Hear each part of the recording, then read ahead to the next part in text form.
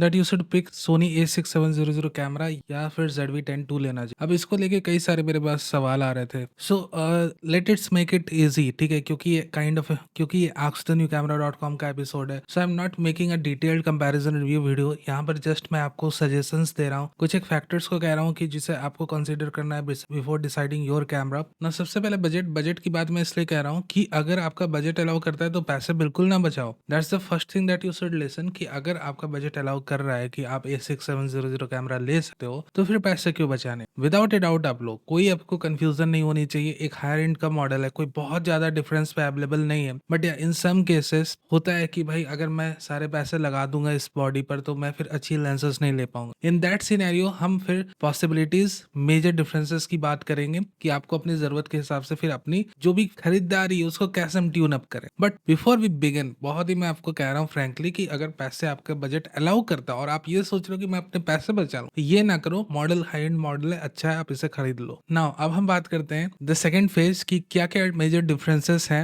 And किन बातों को ध्यान में रख के आपको ये कैमरा परचेस करना चाहिए। तो सबसे पहले बात मेजर डिफरेंसेस की बात करें, बॉडी डिजाइन में सबसे जो आपको एक कहा जाए कि डिफरेंस देखने को मिलेगी, काफी अच्छी हैंड ग्रिप है अपनी A6700 कैमरा की। Apart from that hand grip, यहाँ पर आपको इलेक्ट्रॉनिक व्यू फाइंडर मिलती जो कि आपके शूटिंग पर्पस के लिए बहुत यूजफुल रहती है, स्पेसिफिकली अगर आप सनलाइट में शूट कर रहे हो। सो that's the body design, but उससे बहुत ज्यादा हम इलाबोरेट करके बातें करें वो सही नहीं रहेगा। That's the basic to difference. तो चलो अब हम बात करते हैं इंटरनल कोर स्पेसिफिकेशन में क्या आपको डिफरेंसेस मेजरली देखने को मिलेंगे और उस हिसाब से आपको कौन सा कैमरा खरीदना चाहिए। तो इंटरनल कोर स्पेसिफिकेशन की बात करें तो जो पहला मेजर डिफरेंस आपको दिखेगा वो सेंसर शिफ्ट इमेज स्टेबलाइजेशन का, और जो दूसरा मेजर डिफरेंस दिखने वाला है वो है मैकेनिकल शटर का। तो हम इन दोनों डिफरेंसेस के बारे में बात करेंगे कि कौन सा डिफरेंस किसको ज्यादा इफेक्ट करने वाला है। अदर देन दैट या फोकस ब्रैकेटिंग है अपने कैमरे में A6700 camera. So the thing is that कि द A6000 कैमरा इज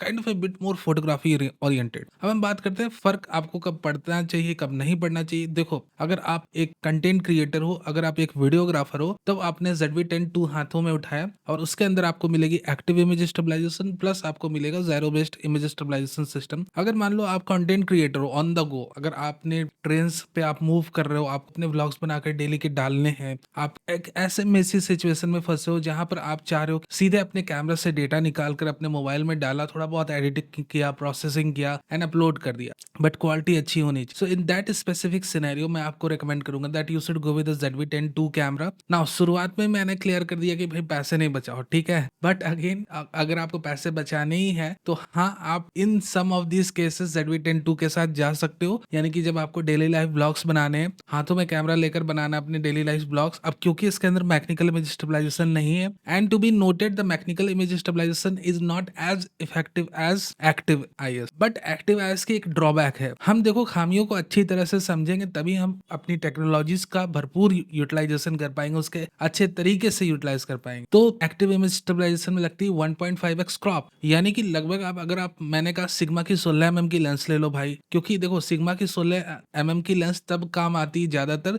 जब आपका kind of A mixed content है कि कभी कभार अपने डेली लाइफ कंटेंट बनाने की कोशिश करी, एंड मोस्टली आप टॉकिंग हेड वीडियोस बनाते हो। जैसे मैं अपने कंप्यूटर के डेस्क की स्क्रीन के पास अगर रख के मैं अपनी वीडियोस बनाता हूं तब मैं 16 mm की lens, right now I am using A 30 mm lens. तो इट डिपेंड्स। तो मैं आपको ये कह रहा हूँ कि टॉकिंग हेड वीडियोस बनानी है तो 16 और 30 mm की लेंस जैसे मैं अभी यूज कर रहा हूँ तब आपको करनी, but when you are creating handheld vlogs तब आपको 11 mm की लेंस लेनी, क्योंकि 16 mm की लेंस पे अगर आप एक्टिव IS लगाओगे और फिर आप डेली लाइफ स्टाइल व्लॉग्स बनाओगे तो 24 mm की लेंस में वो कन्वर्ट हो जाएगी, क्योंकि इसमें क्रॉप लगेगा और फिर हैंडहेल्ड करना, कंपोजिशन को फ्रेम में रखना, it near about impossible. So go with the Sony 11 mm f1.8 lens और विल्ट्रॉक्स 13 mm f1.4। अगर 11 mm की लेंस लगाते हो सोनी की जो बेस्ट है, विल्ट्रॉक्स की 13 mm की f1.4 लेंस तब परचेस करनी जब आप काफी ज्यादा लो लाइट शूट्स में इन्वॉल्व हो। मतलब आप रात में जा रहे हो, रेस्टोरेंट्स में खाने खा रहे हो, रात में ही आपने फूड ब्लॉग्स बनाने हैं क्योंकि भैया दिन में काफी गर्मी रहती है। So in that scenario you should go with 13 mm f1.4,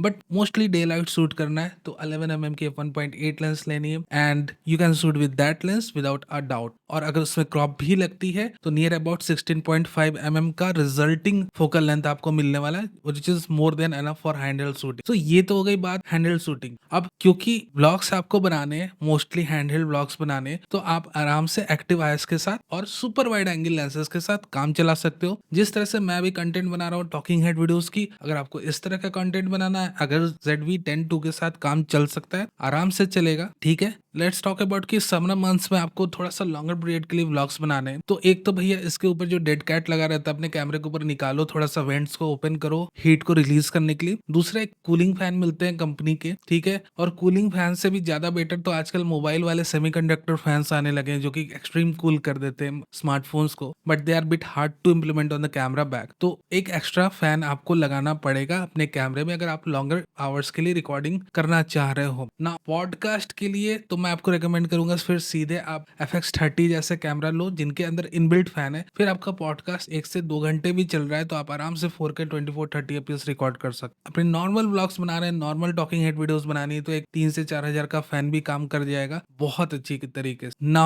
wedding में सिनेमाटोग्राफी करनी तब भी ZV-10 II के साथ आप सिनेमाटोग्राफी कर सकते। टू बी नोटेड कि cinematography is other than videography. ठीक है, सिनेमाटोग्राफी में हम क्लिप्स लेते हैं, वीडियोग्राफी में, ट्रेडिशनल वीडियोग्राफी में क्या होता था कि भाई हमने कैमरा ऑन करके छोड़ दिया, just we are documenting the entire wedding, so it's completely different styles. ठीक है, सो वेडिंग सिनेमाटोग्राफी के लिए ZV-10 II सुटेबल है and with gimbal you can do wonder. Now back to the IBS part. अब IBS पार्ट पे हम इसलिए जा रहे हैं क्योंकि देखो IBS is highly required when you are doing handheld shots. ठीक है, अब एक्टिव आईएस आपके A6700 कैमरे के अंदर भी है। अगर आप डेली लाइफ की व्लॉग्स बनाना चाह रहे हो इस वीडियो के साथ, इस कैमरे के साथ, तो आप आराम से इसके साथ बना सकते। Now if you don't have that much wide angle lenses तो एक 6700 के साथ एक एडवांटेज होगी कि भाई हमने 16 mm की सिग्मा की लेंस खरीदी, हम थोड़ा बहुत अपने डेस्क के बगल में लेंस रख के बना भी ले रहे हैं वीडियोस और थोड़े बहुत हैंडल व्लॉगिंग भी कर रहे हैं और मैकेनिकल आईएस के सपोर्ट के चलते हमें कोई क्रॉप नहीं लगने वाला। So that's the advantage we get with the A6700 camera. Photography के लिहाज से तो IBS निहायत ही जरूरी है। 3 से 4 स्टॉप्स की तो स्लोअर शटर स्पीड आप आराम से